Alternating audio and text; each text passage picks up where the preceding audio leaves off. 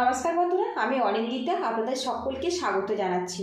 আজকের আমি কড়াইশুঁটি আর আলু দিয়ে দারুণ মুখরোচক স্বাদের একটা নাস্তা রেসিপি আপনাদের সাথে শেয়ার করব। পুরো ভিডিওটি দেখার অনুরোধ রইল। এখানে দেখুন ছোট কাঁচের বাটির 1 বাটি পরিমাণে কড়াইশুঁটি নিয়েছি আর এখানে দুটো ছোট সাইজের আলু নিয়েছি। এবারে এই আলুগুলো আমি পাতলা পাতলা গোল গোল করে কেটে নেব, এতে করে আলুটা খুব ঝটপট সিদ্ধ হয়ে যাবে। এইভাবে আমি পাতলা পাতলা গোল গোল করে দুটো আলু কেটে নেব। কেটে রাখা আলু জলের মধ্যে দিয়ে দেব, দিয়ে আরও একবার ধুয়ে দেব।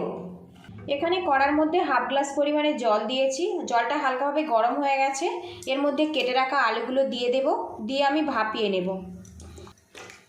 একটা পাত্র দিয়ে ঢেকে রাখবো, এতে খুব তাড়াতাড়ি আলুটা সিদ্ধ হয়ে যাবে। এখানে দেখুন একটা মিক্সিং জার নিয়েছি, জারের মধ্যে দিয়ে দেবো 4টে পাকা লঙ্কা আর দিয়ে দেবো সামান্য আদা। এবারে এর মধ্যে দিয়ে দেবো কড়াইশুঁটি, ঢাকনা দিয়ে ছিবড়া ছিবড়া থাকবে সেই মতো একটা পেস্ট বানিয়ে নেব। এদিকে দেখুন কড়াইশুঁটিটা কিন্তু ছিবড়া ছিবড়া আছে, সেই মতো একটা পেস্ট বানিয়েছি। এইভাবে কিন্তু রেডি করে নিতে হবে। কড়াটা গরম করে নিয়েছি, এর মধ্যে 1 চামচ পরিমাণে সরিষার তেল দিয়ে দেব। তেলটা গরম হয়ে গেছে, এর মধ্যে দিয়ে দেবো কেটে রাখা পেঁয়াজ। পেঁয়াজটা আমি ভাজা ভাজা করে নেব। আর বন্ধুরা, আপনাদের কাছে একটা রিকোয়েস্ট রইল, ভিডিও শুরুতে একটা লাইক দিয়ে দেবেন। আপনাদের একটা লাইক পরবর্তী নতুন ভিডিও বানাতে কিন্তু অনেকটাই উৎসাহ দেয়। আর চ্যানেলে নতুন হয়ে থাকলে চ্যানেলটিকে সাবস্ক্রাইব করে সাপোর্ট করবেন। আর রেসিপিটা ভালো লাগলে একটু শেয়ার করে দেওয়ার অনুরোধ রইল। এখানে কিন্তু পেঁয়াজটা খুব নরম করে ভাজার দরকার নেই, জাস্ট এর কাঁচা গন্ধটা চলে গেলেই রেডি হয়ে যাবে। এবারে এর মধ্যে দিয়ে দেবো কড়াইশুঁটি। এবারে এর মধ্যে দিয়ে দেবো স্বাদ মতো লবণ, দিয়ে দেবো সামান্য পরিমাণে হলুদের গুঁড়ো, সামান্য জিরের গুঁড়ো। এগুলো নাড়াচাড়া করে পুর বানিয়ে নেব। এখন যেহেতু সিজনের কড়াইশুঁটি, খুব বেশি কিন্তু সময় লাগবে না সিদ্ধ হতে। গ্যাসের হিটটা একদম লোতে রেখে একটু নাড়াচাড়া করে নেব, এতে কড়াইশুঁটিটা কিন্তু খুব সুন্দরভাবে সিদ্ধ হয়ে যাবে। এখানে আমি 4টে পাকা লঙ্কা কড়াইশুঁটির পেস্টের সঙ্গে ব্যবহার করেছি, সেই জন্য আর গুঁড়ো লঙ্কা ব্যবহার করব না। ঝালটা আপনারা স্বাদ মতো দেবেন। একটু নাড়াচাড়া করে নেব। বেশ কিছুক্ষণ নাড়াচাড়া করে নিয়েছি, কড়াইশুঁটিটা কিন্তু বেশ সিদ্ধ হয়ে গেছে আর পুরটাও কিন্তু আমার রেডি হয়ে গেছে।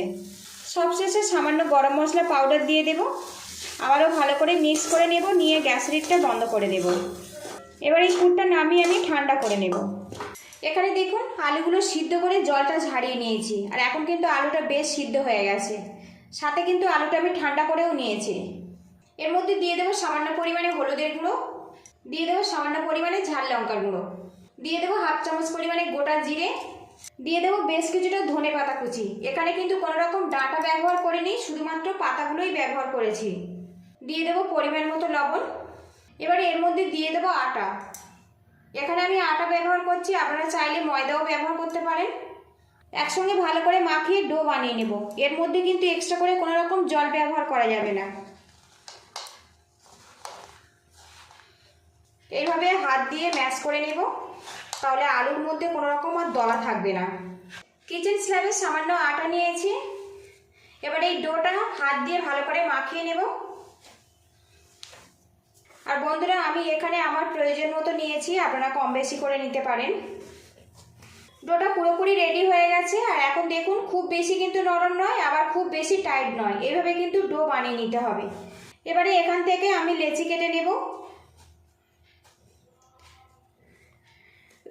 রুটি যেভাবে কাটে সেইভাবে কিন্তু আমি লেচিগুলো কেটে নিচ্ছি। অল্প একটু আটা ছড়িয়ে নেব। এখান থেকে দেখুন একটা লেচি নিয়েছি, এবার এটা বেলে নেব। খুব বেশি কিন্তু পাতলা করে বেলার দরকার নেই। এদিকে দেখুন একটা বেলে নিয়েছি, আর এই রকম মোটা থিকনেসে রেখেছি। খুব বেশি কিন্তু পাতলা করলে ভালো লাগবে না, একটু মোটার ওপরে এটা বানিয়ে নিতে হবে। এবার এটা আমি উল্টে দেব। এবার এখানে দেখুন কড়াইশুঁটির পুরটা কিন্তু বেশ ঠান্ডা হয়ে গেছে, এর মধ্যে কিছুটা পুর আমি দিয়ে দেব।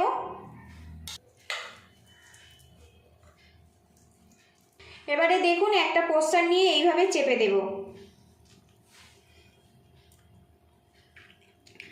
তো বন্ধুরা, একটা নাস্তা কিন্তু রেডি হয়ে গেছে। এবারে সাইড থেকে এইভাবে একটু চেপে দেব, যাতে পুরটা না বেরিয়ে আসে। একটু শেপ দিয়ে দেব। তো দেখুন একটা কিন্তু নাস্তা আমার রেডি হয়ে গেছে। বাকিগুলো আমি এইভাবে রেডি করে নেব। বন্ধুরা এগুলো কিন্তু শেপ দিতে খুব বেশি সময় লাগে না, খুব ঝটপট কিন্তু রেডি হয়ে যায়। তো দেখুন আরও একটা রেডি হয়ে গেছে। নাস্তাগুলো ভাজার জন্য দেখুন বন্ধুরা প্যানের মধ্যে কিছুটা তেল দিয়েছি আর তেলটা হালকাভাবে গরম করে নিয়েছি। এখানে নাস্তাগুলো আমি শ্যালো ফ্রাই করছি।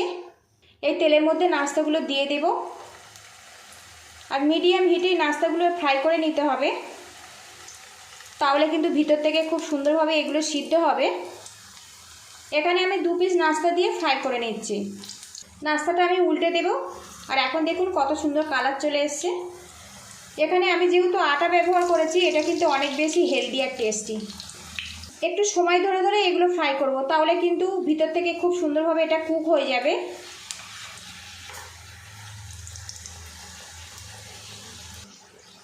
উল্টে পাল্টে 2 পিস নাস্তা কিন্তু আমার ভাজা হয়ে গেছে আর কালারটা দেখুন বন্ধুরা কত সুন্দর এসছে। এবার এই দুটো আমি তুলে নেব। তো বন্ধুরা লুকিংটা দেখুন বন্ধুরা, কড়াইশুঁটি দিয়ে তো কচুরি অনেক খেয়েছেন, কিংবা পুরি কিংবা পরোটা। একবার নতুন স্বাদের এই নাস্তাটা বাড়িতে ট্রাই করে দেখতে পারেন, আশা রাখছি খুবই ভালো লাগবে। বাকিগুলো আমি এইভাবে ফ্রাই করে তারপর আপনাদের সঙ্গে দেখা করছি।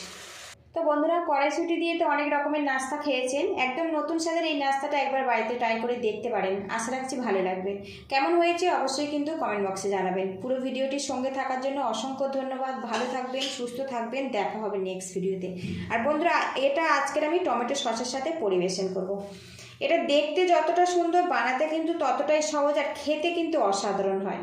তো বন্ধুরা একটা কেটে আপনাদেরকে দেখাই কত সুন্দরভাবে এটা তৈরি হয়েছে। দেখুন একদম পুরে ঠাসা, একদম নতুন স্বাদের একটা নাস্তা রেসিপি। তো এখন কিন্তু খুব সুন্দর একটা গন্ধ বেরিয়ে আসছে।